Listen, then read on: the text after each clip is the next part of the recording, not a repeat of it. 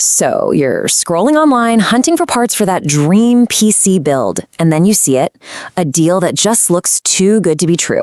A brand new top-tier processor for like half the price. It is so tempting, but that little voice in the back of your head has to be asking, what's the catch? This exact thing happens all the time. You'll see a CPU, maybe an Intel Core i7-12700, but it's got these two weird letters at the end, ES. And that tiny little detail, well, that's the difference between snagging an amazing bargain and buying yourself a total nightmare. Okay, let's really get into this. So what do those two little letters actually mean? They are the absolute key to understanding not just why that processor is so cheap, but why you should probably take a deep breath and think twice before you hit that buy button. Okay, so ES stands for engineering sample. Think of these as prototype chips. They're literally the first versions of a new CPU that get sent out to engineers and motherboard manufacturers to find bugs, test stability, kick the tires. They were never, ever meant to be sold to you and me. And this is where you see the huge difference in the real world. A retail CPU, the one you buy in a store, it's guaranteed to be stable. It performs exactly as advertised right out of the box. But an ES chip, man, its stability is a total gamble. The clock speeds are almost always lower, which means you have to get in there and manually overclock it just to try and match the performance of the real thing. And the worst part, if anything goes wrong, there's no warranty, no support, you are completely on your own. Yeah, this analogy is perfect. A prototype race car might be unbelievably fast on a closed track with a whole team of engineers tweaking it, but you would never, ever use it to drive to work every day, right? It's just not reliable. It's the exact same logic with an ES processor. So here's the bottom line. If you are an absolute expert who loves spending hours in the BIOS, tweaking voltages and fighting with instability, then yeah, an ES chip can be a bargain. But for pretty much everyone else who just wants a computer that works, it's a recipe for random crashes and massive headaches. I mean, the BIOS could just decide to reset itself one day, wiping out hours of your work. For most of us, that risk is just not worth the money you save. All right, let's switch gears and look at a different kind of problem. This one isn't about some sketchy online deal, but about making the right call between two excellent, totally legitimate CPUs for your creative work. The classic question is always, should I get AMD or Intel? But that's really the wrong way to think about it. The real question is, what do you actually do with your computer?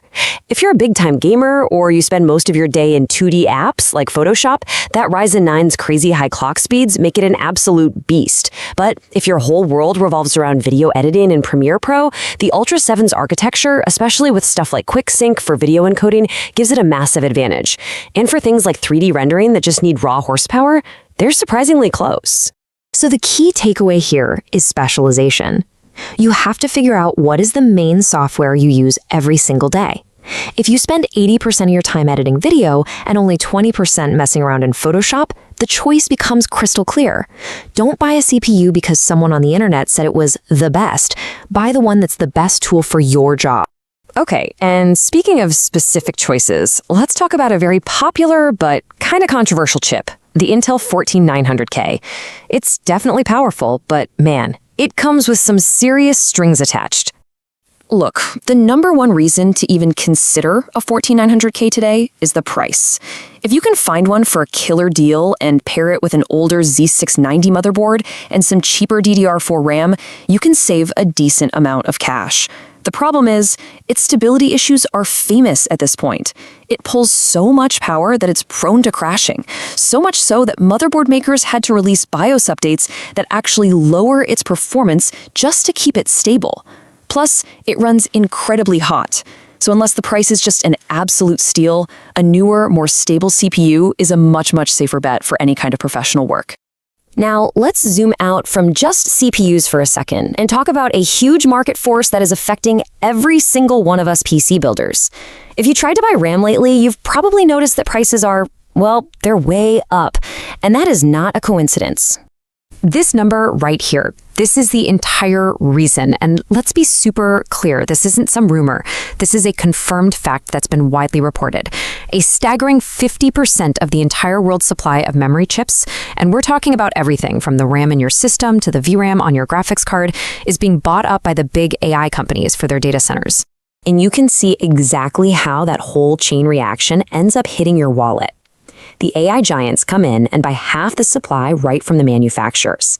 That instantly creates a huge shortage for the consumer market. Then, the big distributors with tons of cash buy up what's left, basically hoarding it. So when your local store needs to stock some RAM for your build, they have to buy it from those distributors at a much higher price. And of course, that extra cost gets passed directly on to you. And this is what makes the RAM price situation so painful. Remember the big GPU shortage? You could still build a PC with integrated graphics and just wait to buy a video card later when prices came down. But you can't do that with RAM. A computer will simply not turn on without it. It's a non-negotiable part, which means you have no choice but to pay whatever the market price is, giving the sellers all the power. So, with prices being so crazy, a lot of builders are buying parts one by one, waiting for a good deal to pop up. But that might mean you have a brand new motherboard or CPU just sitting in a box for months.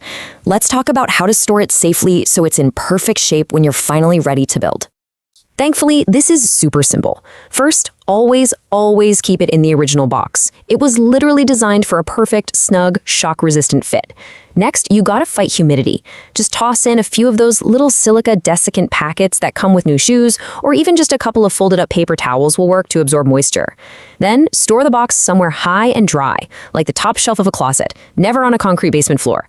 And finally, keep it away from exterior walls, which can get damp, and make sure it's somewhere pests can't get to it. You do that, your parts will be perfectly safe for a year, maybe even longer. And that kind of brings us full circle, doesn't it? From trying to figure out a risky bargain versus a stable performer, to picking the right tool for your specific job, to trying to navigate a market that's been totally turned upside down by the AI boom. Building a PC today is more complicated than ever. Waiting for prices to drop seems like the smart play, but with demand for these parts only going up, there's just no guarantee they will. It really makes you think, in a market like this, what's the right move for your next build? If you enjoy this video, please like, share, subscribe and hit the bell to the latest update from my channel.